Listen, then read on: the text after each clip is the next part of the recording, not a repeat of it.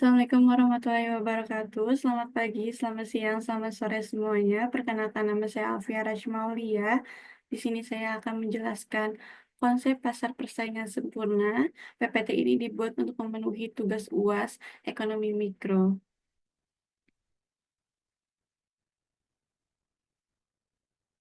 Berikut adalah daftar isi. Lalu di sini adalah latar belakang. Pasar adalah tempat di mana para penjual dan pembeli bertemu untuk melakukan transaksi jual dan beli barang. Pasar yang dapat bersaing secara sempurna adalah impian setiap orang, baik itu penjual ataupun pembeli. Karena dengan begitulah keadilan antara produsen dan konsumen dapat terjalin. Dalam pasar persaingan sempurna, struktur pasar akan mempengaruhi perusahaan, jumlah perusahaan, sifat produk, yang dapat dihasilkan serta kemampuan perusahaan dalam mempengaruhi harga dan pasar.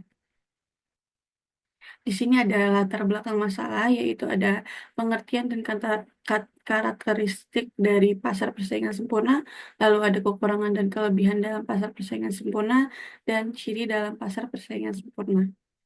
Di sini ada tujuannya adalah untuk memahami pengertian dan karakteristik dari pasar persaingan sempurna, lalu memahami kekurangan dan kelebihan dalam pasar persaingan sempurna, dan yang terakhir adalah mengetahui ciri dalam pasar persaingan sempurna.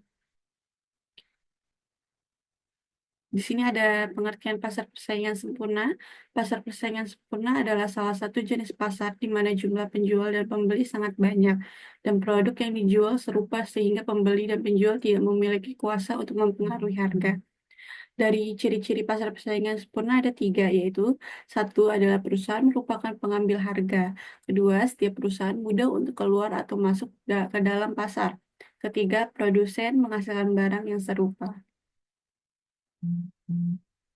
Di sini ada kelebihan dan kekurangan pasar persaingan sempurna.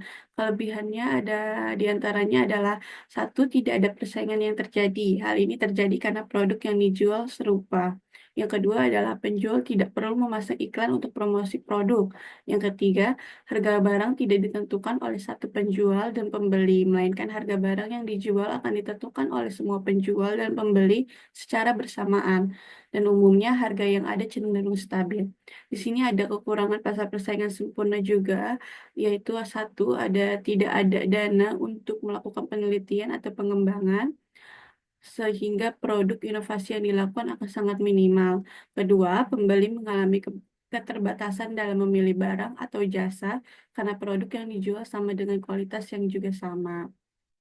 Yang ketiga, ada pekerja cenderung menerima upah atau gaji yang rendah.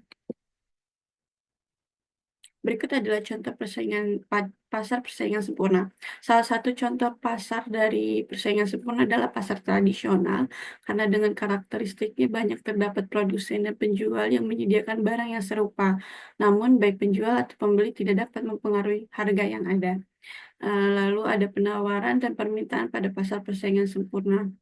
Tingkat harga dalam pasar persaingan sempurna ditentukan oleh permintaan dan penawaran. Permintaan yang terbentuk dapat mencerminkan keinginan konsumen, sementara penawaran yang terbentuk dapat mencerminkan keinginan produsen. Besarnya permintaan total revenue perusahaan sama dengan jumlah output dikalikan harga jual. Karena ketidakmungkinan penjual dan pembeli dalam mempengaruhi harga, maka harga secara otomatis telah ditentukan given oleh pasar. Dengan demikian, pendapatan rata-rata dan pendapatan marginal sama dengan harga. Berikut adalah konsep penerimaan pada pasar persaingan sempurna. Yang pertama adalah penghasilan total revenue, atau kita singkat dengan lambang TR.